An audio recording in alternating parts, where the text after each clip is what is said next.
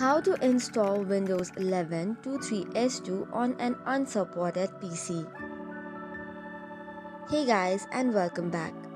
On today's video, we have some of the steps that you can apply in order to install the Windows 11 23H2 on your unsupported PC.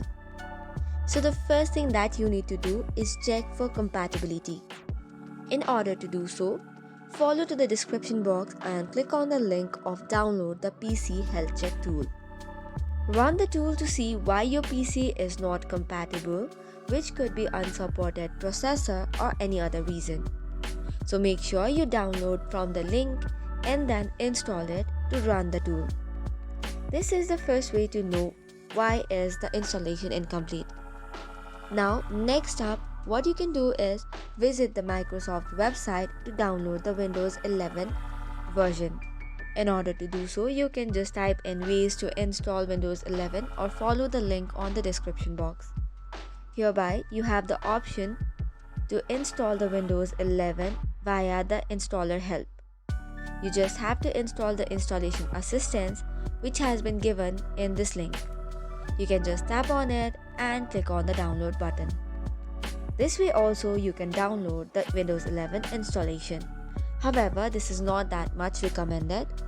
Likewise, the other method would be downloading the Windows 11 ISO.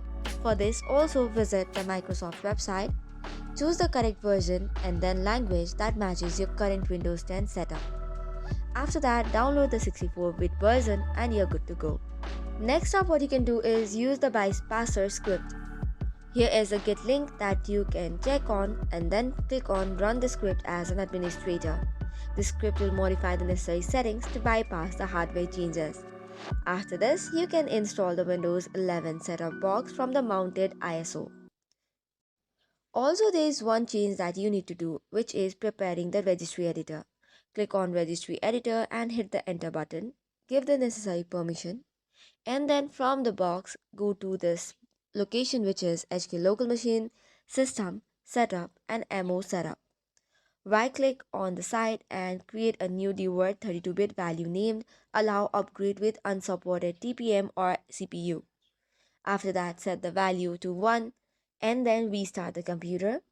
After this, you can mount and run the setup again and try to install Windows 11. So these are some of the steps that you can apply. For more such contents, do not forget to hit the like and subscribe button. Thank you and keep watching.